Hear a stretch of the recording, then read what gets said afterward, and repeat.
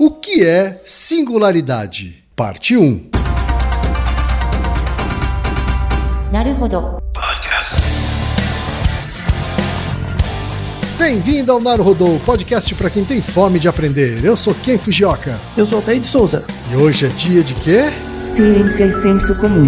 Altair, vamos para os recados da paróquia. Quais são? Número 1, vai no iTunes Store, dê 5 estrelas e faça o seu comentário. Isso aí. Número 2, indique um episódio do Naruhodo para alguém que nunca ouviu o Naruhodo ou mesmo nunca tenha ouvido um podcast. Vamos aumentar o tamanho de nossa podosfera. E número 3, Altair. O número 3 é sobre ajudar a manter o Naruhodo no ar, Altair. Isso aí. E para contribuir, basta usar o aplicativo PicPay e assinar o apoio mensal de R$15. São 2 Coca Zero, querido ouvinte, uma para Altair e uma para mim. E como assinante, além da nossa gratidão, você terá 3 coisas. 1. Você terá acesso ao grupo secreto no Telegram, ou seja, assinante pode conversar com a gente e com a comunidade de ouvintes assinantes. 2. Você terá vantagens especiais. Por exemplo, assinante recebe os episódios no grupo secreto do Telegram antes de todo mundo. E 3. Você receberá conteúdos exclusivos. Por exemplo, assinante recebe episódios que só são distribuídos no grupo secreto do Telegram. Então é isso. Baixe o aplicativo PicPay e assine o apoio mensal. Com o PicPay você ainda vai poder pagar boleto, transferir dinheiro entre amigos, recarregar celular, sacar o saldo em qualquer banco 24 horas sem taxa. E olha só, no primeiro mês de apoio ao Naruhodo, você ainda tem um cashback de R$15. Isso mesmo, você assina e recebe seus R$15 de volta.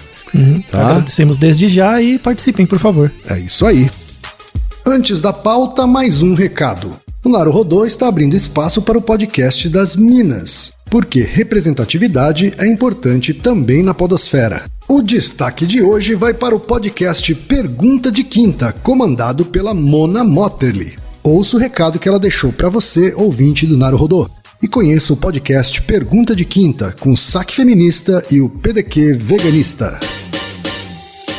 Oi, eu sou a Mona Motterly, do podcast Pergunta de Quinta. Lá nós respondemos perguntas sobre veganismo e feminismo nos quadros Veg Responde e Saque Feminista. Manda sua pergunta pra gente. Você nos encontra no Spotify, SoundCloud, iTunes ou no seu agregador favorito no feed do É Pau é Pedra, o podcast colaborativo feito pelos patrões do Anticast. Caso tenha interesse em conhecer mulheres podcasters, acesse a hashtag Mulheres Podcasters. O Pergunta de Quinta e o É Pau é Pedra apoiam essa iniciativa. É uma ação de iniciativa do programa Ponto G para divulgar o trabalho de mulheres na mídia podcast e mostrar para todo ouvinte que sempre existiu mulheres na comunidade de podcasts do Brasil. E chegamos ao momento Alura, querido ouvinte. Eu sei que nessa época de isolamento social a gente é bombardeado o tempo todo com lives, webinars, cursos, e embora o senso comum tente nos convencer de que estamos em home office, a verdade é que estamos sendo forçados a ficar em casa e tentando trabalhar em meio a uma pandemia. Então meu recado é, antes de mais nada, vá com calma e cuide de sua saúde mental. Dito isso, pode ser sim um bom momento para dar uma acelerada em sua carreira profissional. E é para quem estiver a fim de fazer isso que eu quero falar aqui da Alura, a maior plataforma de cursos online do Brasil.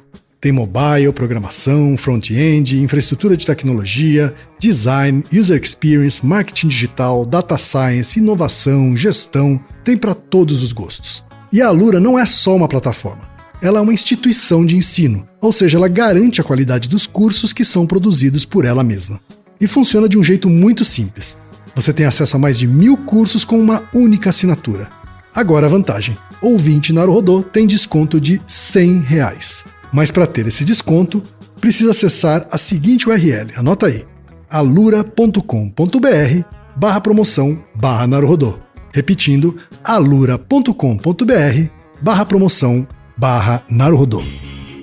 Altair, temos pergunta de ouvinte, Altair. Uma pergunta singular que vem de um ouvinte, mas na verdade é uma quase continuação de um outro episódio que gravamos anteriormente. Ah, é? Sim, o episódio sobre transhumanismo. Quase uma continuação, é isso? É, bem no finalzinho daquele episódio a gente prometeu que ia fazer esse episódio. É verdade, a gente prometeu, promessa feita, promessa cumprida aqui no Naruhodo, Altair, né? Exatamente. O e-mail, Altair, veio do Gustavo Bernardo, que é matemático e trabalha com análise de dados. Ele diz o seguinte: olá, quem é o Altair? Acompanho vocês há bastante tempo e fico realmente impressionado com o conhecimento do Altair. Parabéns pelo podcast. Aê, eu também fico impressionado, viu, Gustavo? Obrigado. Recentemente escutei um podcast sobre singularidade do SciCast. Um abraço pro pessoal do SciCast. Muito bom, vale a pena ouvir esse episódio. Eles fizeram tanto esse, que é o 357, como tem uma continuação dele, que é o 324. E os dois estão na descrição para quem quiser ouvir, tá? São muito legais. Tá certo. Nesse episódio 357, eles falaram que em um futuro próximo, menos de 30 anos, vai existir uma inteligência artificial que será universal e mais inteligente que nós, seres humanos. Eu, como trabalho nessa área, escutando o podcast de vocês, aprendi que o algoritmo de redes neurais, que geralmente é o algoritmo base para a inteligência artificial, não tem nada a ver com a nossa rede de neurônios que temos em nosso cérebro. Mas eu realmente fiquei na dúvida se é realmente possível emular um cérebro humano utilizando esses algoritmos de redes neurais e se realmente é possível atingir essa singularidade, como eles chamam, em tão pouco tempo. Obrigado pelo ótimo trabalho, Altair. Vamos começar pelo começo, né? Tentando chegar a uma definição do que é singularidade, depois a gente entra nessas questões sobre redes neurais, a emulação do cérebro, etc. Tá bom? Antes disso, assim, só para complementar essa parte de que ele comentou, né, que redes neurais não tem nada a ver, redes neurais computacionais não tem nada a ver com os nossos neurônios, é só uma metáfora. Tem o Naruhodo 109, que é se o cérebro humano é um computador, que a gente trata sobre essas metáforas, né, do cérebro. Na verdade, a melhor resposta sobre o que é o cérebro é não sei, mas eu tenho uma metáfora que reduz minha incerteza, mas eu continuo não sabendo. Se você vai falar com alguém sério da área de neurociências e pergunta, o que é o cérebro, afinal? Ele fala, não sei, mas parece com um computador, parece com um telégrafo, parece com várias coisas, mas não é, tá? E tem um episódio também, o Naruhodo 67, que é o que o meu cérebro faz quando eu falo comigo mesmo, que a gente explica algumas das teorias de consciência, né? Então esses dois episódios ajudam a meio que tirar um pouco dessa ansiedade em relação a se é possível a gente emular o nosso cérebro em uma máquina, algo assim. Mas no final, vamos falar sobre isso. Essa questão da singularidade deve ser uma questão que afeta muito o nosso ouvinte Gustavo, porque ele é matemático, né? A singularidade enquanto conceito, enquanto preocupação, entre aspas, é algo muito prevalente no povo das exatas, tá? Um pouco menos no povo das biológicas e não faz nenhuma diferença pro povo das humanas. Tá? Uhum. E é interessante deixar isso claro e mostrar por que isso acontece. Então esse episódio é um episódio duplo. Na primeira parte a gente vai definir conceitos de singularidade ligados à matemática e à física, que é da onde basicamente saiu esse termo, né, da matemática e da física. E no final do episódio a gente vai falar sobre a singularidade tecnológica, que é bem o tema que o nosso ouvinte pediu, né? Então, na verdade, o começo da resposta dele vai ser o final do episódio. E o grande ponto é que no segundo episódio a gente vai mostrar a visão que as exatas humanas e biológicas têm de singularidade. E vocês vão perceber que as preocupações são muito diferentes. Então, para quem ouve falar sobre singularidade, fica achando que é um momento no tempo em que vai acontecer, como o nosso ouvinte descreveu, né? Um momento no tempo em que vai aparecer uma inteligência artificial que é igual ou mais inteligente que os humanos, e aí ela vai começar a se atualizar e se consertar por conta própria, e aí a gente não vai conseguir mais auditá-la, né? E aí ela vai se desenvolver por conta própria, ganhando uma nova identidade, novos caminhos de ação, dos quais a gente não vai ter nenhum controle. Basicamente a ideia do medo, o grande medo do povo das exatas, a singularidade é isso. É uma coisa que vai escapar da gente. Ken, você já ouviu falar desse termo, singularidade? Já ouvi falar, sim. Em que contextos, assim, você ouviu falar? Foi num contexto parecido com o de transhumanismo. Uhum. Isso. Não sei se você se lembra, né? Eu falei sobre um evento chamado South by Southwest, né? Que é um evento que fala sobre inovação, fala sobre artes, fala sobre ciência, fala até sobre marketing.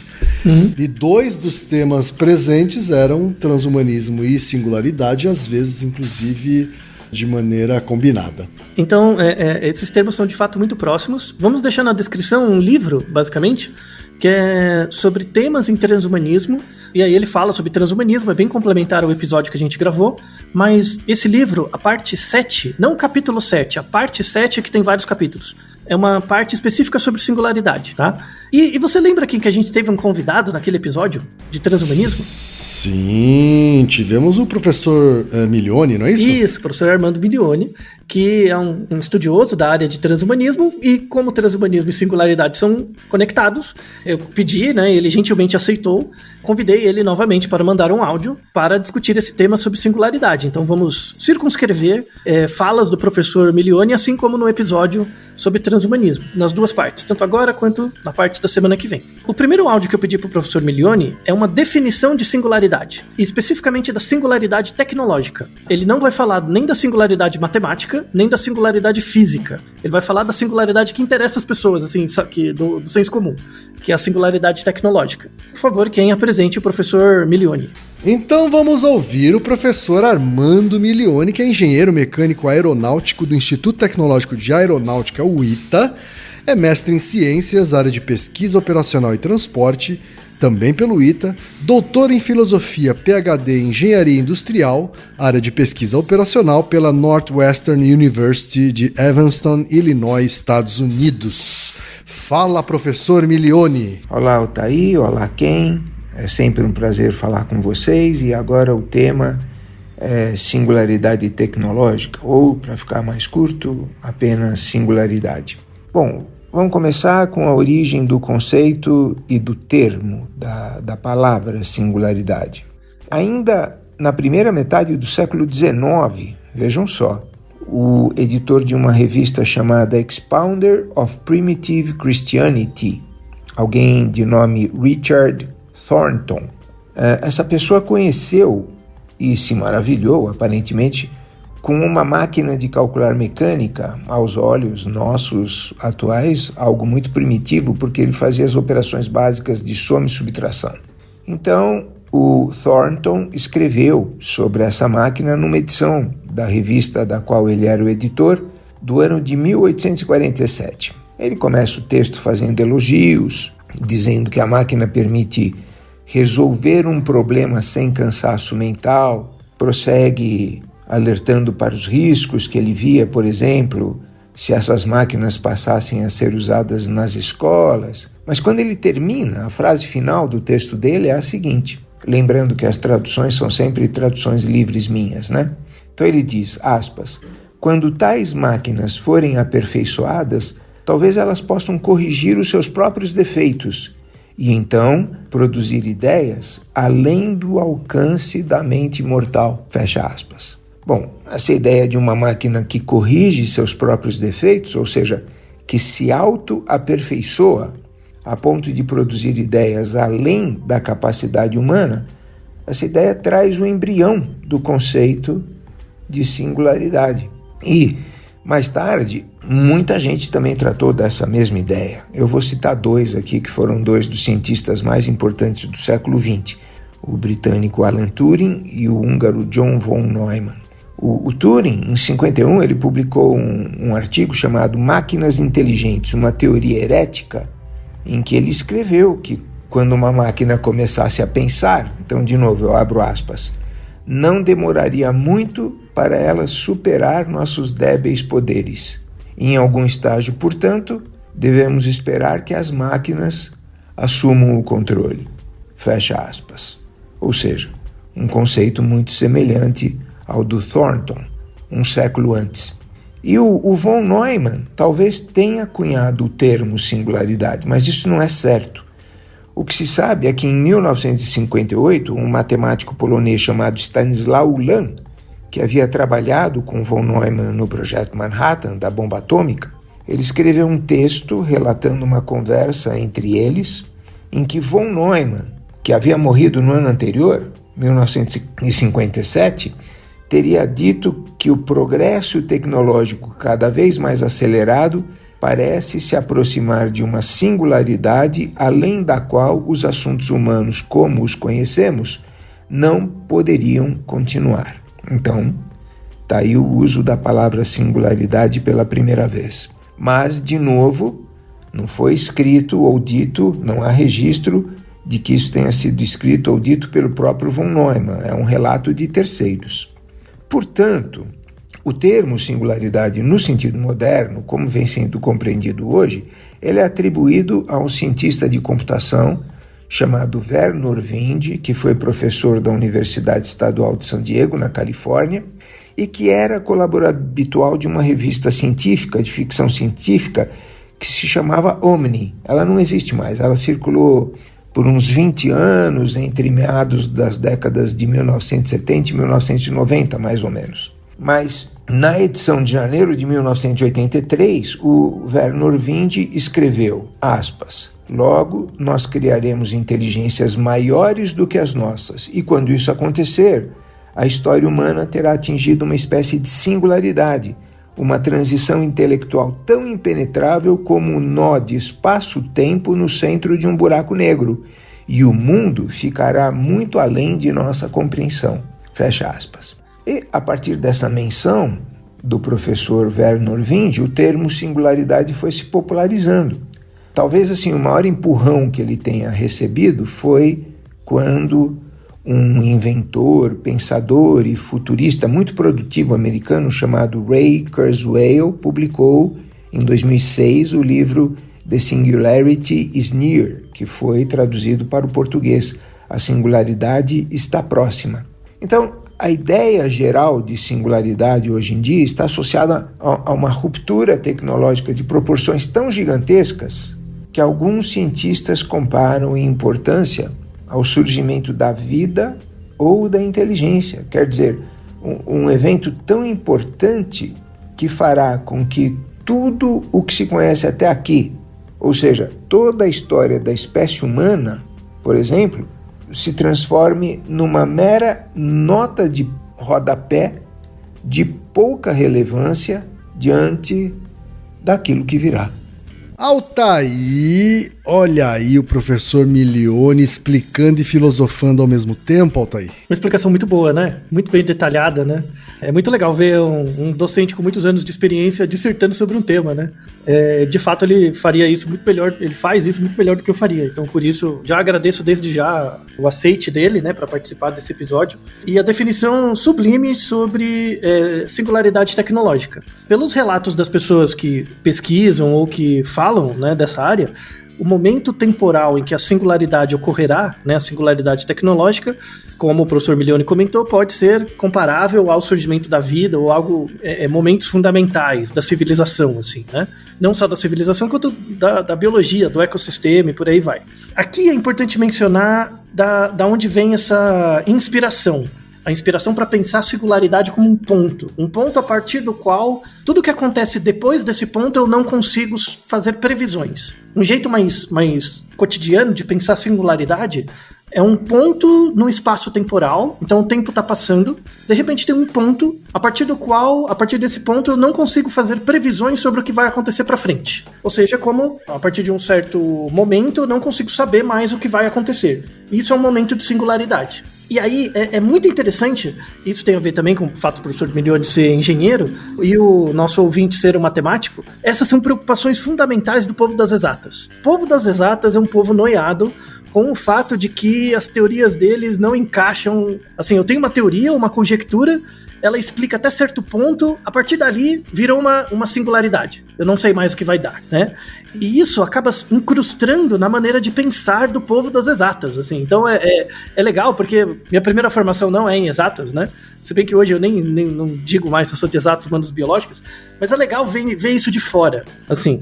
Eu quero dar uma definição, e aí vou usar os conhecimentos matemáticos do Ken, com uma pessoa muito gabaritada nisso, verdade seja dita, para me ajudar a pensar o que é singularidade em matemática. Singularidade em matemática é uma coisa muito trivial, muito comum, acontece o tempo todo. Por exemplo, matemática pura mesmo, matemática do colégio, tá? Quando você tem uma função, então você tem f de x igual a alguma coisa, na verdade você tem dois conjuntos de dados. Você tem o conjunto f de x e o conjunto que está depois do igual. Quando eu falo f de x igual a alguma coisa, você tem o igual e tem dois lados, o f de x e o que está do outro lado. Então, para quem não lembra, uma função é como se fosse uma maquininha, que você coloca elementos de um lado, ele é aplicado na função e isso é transformado numa outra coisa. Então, por exemplo, se eu tenho f de x igual a x ao quadrado, então eu coloco, para cada x que eu colocar na maquininha, quando ele sair, ele vai sair ao quadrado. Daí que vem a ideia de domínio e contradomínio. Domínio é o que eu conheço, domínio é onde eu aplico, é o x. O contradomínio é a resposta da função, é o y. Certo. Tá?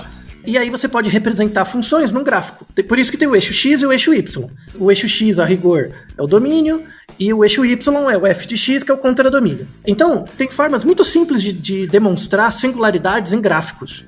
Por exemplo, eu sei que é difícil quando não tem papel, mas eu vou fazer uma função bem simples. Imagina uma função matemática que eu divido ela em duas partes, tá? Então, assim, o meu f de x vai ser igual a 1 quando x for maior que 0, tá? Então imagina um gráfico, a partir do 0 para frente, o meu f de x vai valer 1. Então, f de x vai ser 1 quando x for maior que 0, e f de x vai ser também 1 quando x for menor que 0. Então o que vai acontecer? É como se você tivesse uma reta, né? Uma reta que no eixo y vai pegar no 1, só que tem um ponto que ele não é definido, que é o 0. Por quê? Porque eu tô falando que o f de x vai ser 1 quando x for maior que 0, e o f de x vai ser igual a 1 quando x for menor que 0. Mas eu não defini o 0, porque é sempre maior, eu não tô usando maior igual. Então, ou seja, no 0 é uma singularidade. Se eu escolher o ponto 0, eu não vou saber para onde eu vou, se eu vou para direita ou para esquerda. Eu fico preso. Entendeu a ideia de singularidade? Na matemática é algo bem tangível, assim. Então é um ponto a partir do qual eu não sei o que fazer. Eu não tenho para onde ir. Eu fico preso. Parece muito com essa definição que o professor Milioni deu da singularidade tecnológica. Então a ideia é mostrar que a definição da singularidade tem uma história que vem do povo da matemática, tá? Do povo das exatas. Tanto é que começou numa revista cristã, guarde esse termo para o segundo episódio, para a segunda parte, né? Uma revista cristã a partir da descrição de uma calculadora. Depois veio com o pessoal na Europa, principalmente, né? O von Neumann era um cara muito interessado nisso, né? Um grande matemático, mas que tinha teve uma criação cristã também importante. Guarda essa informação, vou explicar depois. E aí, na matemática, você tem vários tipos de singularidade. Essa que eu mostrei do 0, né, que de um lado e do outro a função é definida, mas num ponto não é, isso é chamado de singularidade removível. Porque é só eu mudar, né, colocar maior igual e acabou. Né, a singularidade acaba e eu tenho uma função contínua. Então, toda função que não é contínua em algum ponto, você tem alguma singularidade. Essa é a ideia. É um ponto que dá ruim, você não sabe para onde ir, tá? Já que o Ken está empolgado com a matemática, vamos mais uma. Ó, ok, pensa a função f de x igual a 1 sobre x. 1 sobre x. Então, para cada x que eu te dou, você me devolve 1 sobre x. Tá bom. Tá bom? O que acontece quando o x vai aumentando? O resultado vai diminuindo. Isso, exato, vai ficando cada vez menor.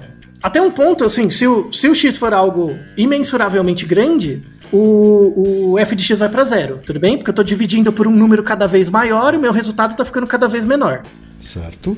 Agora imagina que o x está diminuindo, o x está ficando pequeno. Então eu estou dividindo 1 por 0,1.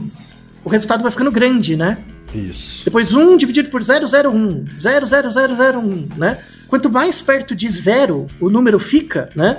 Maior vai ficando o resultado, não é? Não vai tendendo para o infinito? Exato. Tá? Exceto quando o x é 0. Porque se x for 0 é uma singularidade, porque eu não consigo dividir por 0. Perfeito. Certo? Então essa singularidade, esse tipo de singularidade, não é removível. Ela é da natureza da função. Tá?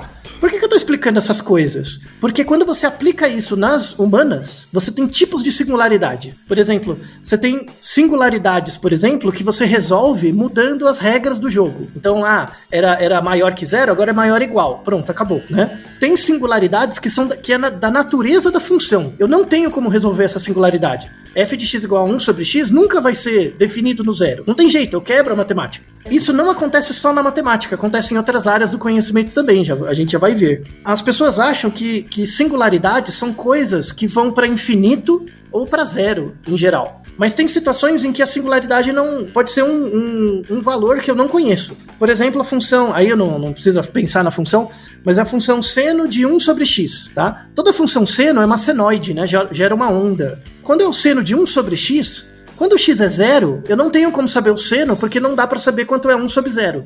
Então, o seno não vai nem para 0, nem para infinito. Ele é um valor não definido. Eu simplesmente não sei quanto é.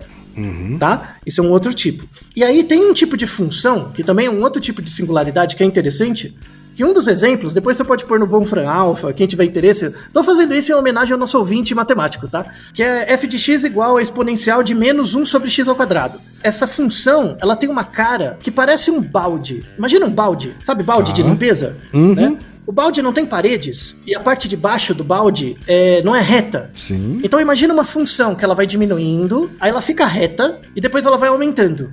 Certo. Tudo bem? Essa função é assim. Quando eu estou num ponto no chão do balde, onde é constante, eu não consigo saber para onde eu vou. Então todo o intervalo é uma singularidade. Todo aquele intervalo.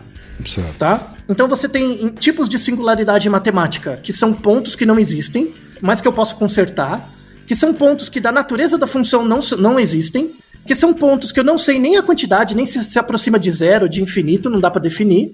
E tem regiões que são singulares, que eu também não sei para onde eu vou se eu cair naquela área. Se eu cair no fundo do balde, eu não sei para onde eu vou, não sei como construir a equação. Então, isso é a matemática, tá bom? Isso é o conceito de singularidade matemática. Aí, a gente vai para física. O que os físicos fazem? Os físicos usam o ferramental matemático para tentar descrever a natureza, certo? Tá? Eles fazem basicamente isso.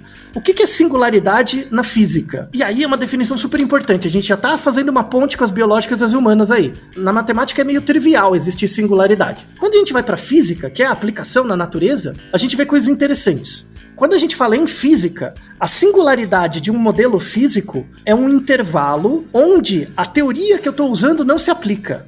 Agora você vai ter que me explicar. Não tá tudo bem, não. Então vamos lá. Deixa eu dar um exemplo. Pensa, por exemplo, eu tenho uma substância e essa substância é líquida e depois eu começo a diminuir a temperatura para ela ficar sólida. Tudo bem? Tipo a água. Para passar do líquido para o sólido. Tem equações que descrevem lá a transição de calor da água e tudo mais, que é chamada transição de fase. A gente deixa até um artigo sobre isso. A partir de que momento a água deixou de virar líquida para virar sólida? Você não percebe que eu estou transitando de uma fase para outra? Eu estou saindo do líquido para o sólido ou do sólido para o líquido. A partir de que momento exatamente essa transição é completa? Assim, não completa, mas tá 50% sólido, 50% líquido. Não dá pra saber, entende? Então é um processo contínuo, onde o ponto exato de transição, onde passa a ter 51% a mais de líquido em relação a sólido, eu não consigo ver, né? Isso é uma singularidade na física, tudo bem? Mas não é uma singularidade do fenômeno da água em si. É uma singularidade do modelo que eu tô usando para descrever a água, tudo bem? Na equação, tem um certo ponto lá da transição de fase que não dá nada. Ou os parâmetros viram zero, ou os parâmetros viram infinito. Eu não consigo prever. Sei. Tudo bem? Se eu esperar um pouquinho mais, eu consigo prever. Mas antes não, nem depois não.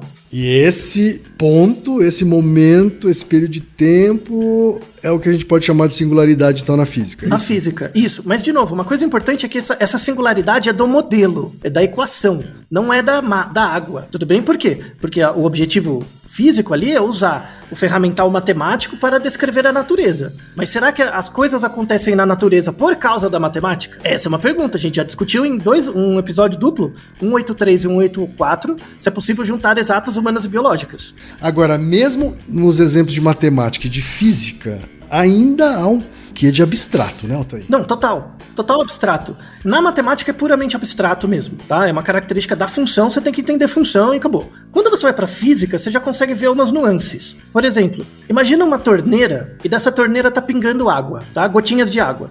Uma gota de água não é uma quantidade de água que tem embaixo, né? Onde a gravidade ali tá agindo mais. A parte de baixo da gota, ela é mais gordinha e ela vai afunilando até uma pontinha. Sim. Né? Isso é uma gota de água.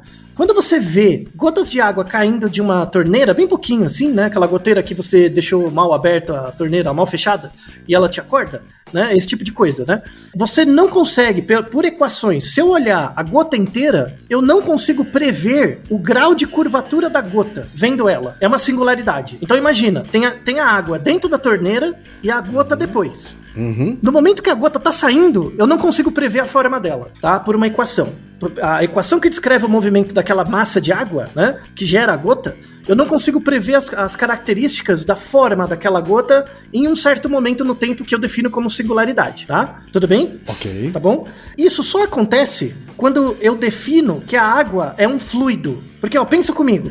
Quando eu vejo a água caindo de uma gota, de uma torneira, ela não é um fluido, ela não é um líquido. Mas e se eu aproximar cada vez mais da gota, ela não vai deixar de ser um líquido e virar átomos? Sim. Isso lembra muito um outro episódio bem maluco que a gente gravou, que é se é possível esmagar uma bactéria com a mão. É exatamente aquele experimento. Quando você tem o chão molhado e você deixa encostar o lençol num chão molhado, o que acontece com o lençol? Ele vai ficar todo molhado, não é? A água parece que sobe o lençol, não é? Exato. Por que isso acontece? Por que a água corre o lençol? Se você pensar a água como um fluido, não dá pra entender isso muito bem, né? Como é que um fluido sobe, né? Vence a gravidade e sobe. Mas se você pensar a água como se fossem moléculas de água, e essas moléculas são eletricamente carregadas como se fosse um ímã, dá pra entender como que ela sobe. Aí né? já dá aí já parece mais plausível, né? Isso, exatamente. Milhões de moléculas minúsculas Isso. sendo carregadas, entre aspas, aí. Né? Isso, se encostando e como se fossem ímãs se ligando e por aí vai, né? Então, isso é uma constatação que na matemática a gente não consegue fazer, mas na física sim. Quando eu observo um fenômeno natural com um certo nível, por exemplo, eu olho a água como um fluido, as minhas equações mostram singularidades. Quando eu aproximo da água e ela deixa de ser um fluido e ela vira moléculas ou átomos, a singularidade some, tá? Então quando eu olho uma gota de água, se eu olho ela de muito longe, eu não consigo descrever o comportamento dela. Tem pontos que eu não consigo descrever. Se eu olhar para muito dentro, eu consigo descrever a singularidade, mas eu não descrevo a água como um fluido, tudo bem? Eu ganho coisas, mas perco também.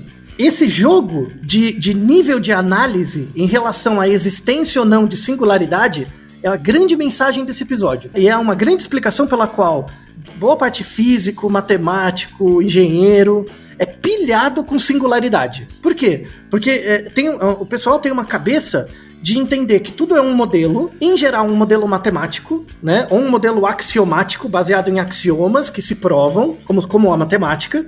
E eu tendo a reduzir a realidade a esse conjunto de axiomas que eu estou testando. E onde o axioma não funciona, não quer dizer que é um problema de singularidade do axioma, quer dizer que é um problema da realidade. Tudo bem? Não tá tudo bem. Não tá tudo bem. Vamos lá. Esse episódio é pra ser chá de cogumelo mesmo. Pensa comigo, leis de Newton, tá? As leis de Newton, elas se aplicam em certas condições, tá? De temperatura, enfim, lá de equilíbrios físicos quaisquer. Quando eu pego objetos físicos macroscópicos que funcionam pra gente e aplico as leis de Newton, ela funciona bem. Não tem singularidades ali, né? Tá. A partir do momento que eu começo a tornar os objetos muito pequenos ou muito grandes, as leis da física newtoniana não se aplicam mais. As regras começam a ter singularidades. Ou seja, começa a ter problemas que a minha teoria não se aplica. E aí o que eu tenho que fazer? Criar uma nova teoria sem a singularidade. Melhorou? Tá? Melhorou. Eu ainda não entendi o que é uma nova regra sem singularidade na prática. Então, por exemplo, a gente gravou o episódio sobre cognição quântica, que eu falo, quando as leis de Newton para objetos macroscópicos não se aplicam, quando você chega em objetos muito pequenos, você tem que criar, por exemplo, as regras da relatividade, ou da física quântica. Física quântica para o muito pequeno, a relatividade para o muito grande. Se eu aplicar a física newtoniana clássica em modelos muito pequenos ou muito grandes, as equações não descrevem mais. Vai dar ruim, ou seja, cria-se singularidades. A partir do momento que eu troco por uma nova teoria, as singularidades desaparecem e aí eu tenho novas previsões, né? Tá. Só que mesmo essas novas equações também têm singularidades, tem limites delas. Sim. Tudo bem? Então, por exemplo, se você pega a física, o buraco negro, por exemplo, a física newtoniana não descreve buraco negro. É uma massa, objetos supermassivos e com densidade que tende ao infinito e o volume tende a zero. É uma coisa muito bizarra. Não dá conta, tá?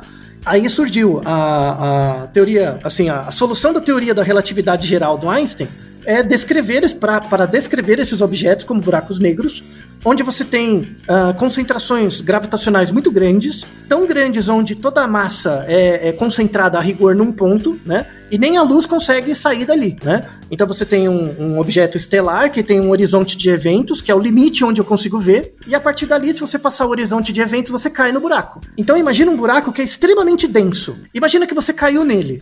Quando você cai nesse buraco, primeiro você vai morrer, né? Porque você vai ser despedaçado. Mas os seus átomos vão chegar num ponto que é o ponto de maior densidade possível desse buraco negro. Isso é chamado singularidade. Também. Tudo bem? Tá tudo bem. Eu ainda desafio alguém a explicar singularidade sem ter que usar matemática e física, mas tá tudo bem pra mim. Aí vai ficar pro segundo episódio. No segundo episódio tem como explicar isso sem matemática e física, mas eu quero atacar a complexidade agora. Então espero que isso não afaste as pessoas da segunda parte. A segunda parte, então, vai ser mais palatável, é isso? A ideia é essa. A ideia é atacar a complexidade na primeira para aliviar na segunda. Mas falando disso do buraco negro, por exemplo, o buraco negro é um exemplo de singularidade na física. Só que a singularidade não está no buraco negro, está na teoria que descreve ele. Essa é a grande mensagem. Assim como estava na função e não Exato. na coisa em si. Assim como estava na água. Uhum. É a mesma coisa. A grande mensagem, por isso que eu tô sendo bem hiperbólico aqui, a grande mensagem desse episódio, e é uma pergunta, na verdade, é onde está a singularidade? A singularidade está na teoria que eu utilizo para enxergar a realidade ou na realidade? Bom, por enquanto é na teoria, né? Então, mas isso é uma coisa, é um viés do pessoal de exatas. O pessoal de exatas, em geral, por ter uma prática de entender tudo por modelo, né? E perceber singularidades, ou seja, períodos nesse modelo que eu não consigo explicar o que está acontecendo, ao invés de achar que é uma limitação da teoria, eu fico achando que é uma limitação da realidade. É quando você confunde a realidade com o modelo, tá? Então, o que acontece na natureza, as leis de Newton descrevem, mas as coisas não acontecem na natureza por causa das leis de Newton. Essa volta é importante. Na biologia, por exemplo, eu posso dizer que alguns processos de seleção acontecem por seleção natural. Na biologia, eu consigo ter leis, né, que descrevem fenômenos. Eu dizer que os fenômenos acontecem por causa das leis que eu estou descrevendo, aí fala muito mais do agente do que da natureza. Sem dúvida. Então, esse é o ponto. Para além dessa matemática, dessa pira toda, desse chá de cogumelo, o ponto é esse, sabe? Eu quero mostrar, principalmente tem muita gente de exatas que ouve o Naruhodo eventualmente, é mostrar onde está o viés do povo de exatas. Existe uma tentativa, isso vem da graduação, inclusive, de tentar ajustar tudo a um modelo. E aquilo que eu não consigo explicar pelo meu modelo vira uma singularidade do meu modelo. Mas eu acho que é da natureza. Ou seja, vira quase que uma exceção à regra do modelo que eu desenhei. É uma exceção. São exceções. São áreas onde o modelo não se aplica, né? Só que o agente, que é aquele que decide, né, pelo uso do modelo, coloca a culpa na realidade e não no modelo, né? Então, você tem, por exemplo, quando você pega a existência de singularidade em buraco negro. Se você pega físico teórico, o físico teórico fala, existe singularidade em buraco negro? Ele fala, existe. O físico mais experimental, ele vai chegar, eu não sei se existe. A matemática mostra que existe. Mas eu fui lá ver, porque o cara é experimental, né? O cara só acredita se ele for ver. Então, eu não fui ver, então eu não sei. Assim, a matemática me diz, eu consigo descrever o fenômeno e parece que tem uma singularidade ali onde o modelo matemático não explica. O que existe para além da singularidade do buraco negro? Não sei, né? Não sei, o tempo e o espaço não funcionam mais como o modelo que eu tô fazendo, então não sei. Mas eu queria ir ver. E se possível, se eu puder entrar dentro do buraco negro pra olhar, eu quero olhar. Então, essa cisão do povo de exatas marca muito o peso que o pessoal de exatas coloca nessa singularidade tecnológica, sabe? E esse é o ponto pro próximo episódio, que é o seguinte: o povo das exatas, eles, em geral, tá? Existem exceções, grandes exceções, o professor Milione é um exemplo, mas, em geral, o pessoal das exatas tenta aplicar a realidade ao modelo que ele tá bolando, tá? Alguns que já têm uma formação científica mais acurada vai tentar sempre colocar o modelo em xeque. Então, quando o meu modelo tem uma singularidade, ou seja, um ponto a partir do qual eu não consigo dizer o que está acontecendo, o problema não é da realidade, o problema é do meu modelo. Eu tenho que pensar mais, tá? Beleza, tudo bem, né? O povo das biológicas, ele fica no meio termo, né? Então, se o cara é muito ecólogo, que trabalha com ecologia, coisas muito macro, sabe? Ou biologia molecular, trabalha muito micro, né? Eles também caem no mesmo viés, né? De que tudo é, por exemplo, equilíbrio de Price, uma equação de cooperação entre espécies. Ou tudo são as leis da biologia molecular. Vamos deixar um artigo na descrição sensacional de 2019 sobre sincronicidade na biologia. Então, no passado, os biólogos achavam que a singularidade na biologia era a célula, sabe? Não existia componente menor que a célula. Então, se eu estudar a célula, eu vou estudar a base de tudo, todas as funções. Depois viram que não era a célula, era o DNA. Depois, agora, tem as frações do DNA, sabe? Então, o cara vai indo mais pra dentro pra tentar procurar as regras básicas. Aí, onde que o cara da biologia começa a esbarrar? Na física, porque vai virando tudo molécula, né? né? E aí vai conversar com o cara da física. Quando você vai pro macro, né? Ecologia, espécie, ecossistema e tudo mais, você vai tentando ver essas regras gerais e você acha que ela se aplica nos indivíduos. E não necessariamente isso é verdade. É igual a gota. O meu modelo se aplica quando eu olho a gota com singularidades. Quando eu saio do grupo e vou para o indivíduo, eu vejo que as regras sociais ou ecológicas já não se aplicam tanto. Tá melhor quem? Tá melhor. Então, assim, a biologia é um jeito de unificar também, né? Gosto mais dos biólogos e das eles biólogas. são mais fáceis de pegar, né? É mais aplicado, né? Quando você sai do ecossistema pro grupo, pro indivíduo, é a mesma coisa que na física eu olho da gota de água como um fluido, pra molécula, pro átomo, tá? E aí existem modelos de cada nível, e cada modelo pode apresentar singularidades. Eu gosto também mais dos biólogos e biólogas, Altair, porque eles tendem a priorizar a realidade, não o modelo. Isso, não, porque é o que eles têm, né? É o foco de análise. Não é porque é melhor ou pior, é o foco de análise. Tipo, é o que eu tô vendo. Tipo, meu objetivo não é usar matemática pela matemática. É usar pra ver a paradinha, pra ver o bichinho. A psicologia também, né? A psicologia científica, né? Não o que a gente tem no Brasil, né? Mas a psicologia científica usa muita matemática pra tentar descrever a coisa que acontece. Mas você não pode dizer que a coisa acontece por causa do modelo que eu tô fazendo. Óbvio. Né? Nas biológicas, uma parte acaba caindo nessa falácia, outra não. Nas exatas, isso é generalizado, principalmente na estatística, que é o que eu vejo muito. O que tem de gente que fica falando que o que acontece na realidade é por causa do modelo, né? Que não é verdade. O modelo descreve, mas não explica, né? E aí essa é uma discussão interessante. E o povo das humanas é completamente contrário. Tipo, velho, essa singularidade que vocês estão vendo aí é uma miopia de vocês. Vocês que são das contas aí, vocês ficam perdidos nessa parada aí, não tem nada a ver, né, essa singularidade. Nada a ver. Sabe, vocês estão discutindo, gastando dinheiro, fosfato pra nada. Tá? E é isso que a gente vai ver na segunda parte, é isso? Exatamente, a gente vai dar uma volta nesse povo todo. Agora, tá certo. Flexibilizando mais, né, e é por isso que as pessoas não gostam das humanas, porque as humanas ficam jogando água no caldo dos outros, né? Pra mostrar, ó, veja bem. Aí chega, veja bem, e você fala, acabou, né? Não vou mais, eu vou embora. Né? E o legal, na verdade, é misturar tudo, né? Exato, é a proposta do Naruhodo. Já 300 episódios quase. A gente tem que misturar. Então, agradeço você como um leigo qualificado agora à noite, ouvindo esse episódio depois de um dia de trabalho cansativo, chegar e ficar me ouvindo aqui. Agradeço. Sinta-se amparado por todos os ouvintes que também estão sofrendo, assim como você, nesse momento. É um episódio necessário, mas prometo recompensar vocês no próximo. Olha só, é um episódio mais denso, que até eu vou ouvir mais uma ou duas vezes. Vocês fiquem à vontade de ouvir também. Isso.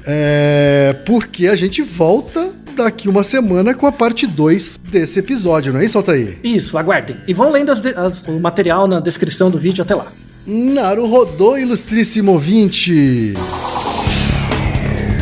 E você já sabe, aqui no Naruhodô, quem faz a pauta é você. Você tem alguma pergunta pra gente ou quer comentar algum episódio? Escreva pra nós. podcast@naruhodô.com.br. Repetindo? podcast@naruhodô.com.br. E lembre-se, mande nome completo, idade, profissão e a cidade de onde você está falando. É isso aí.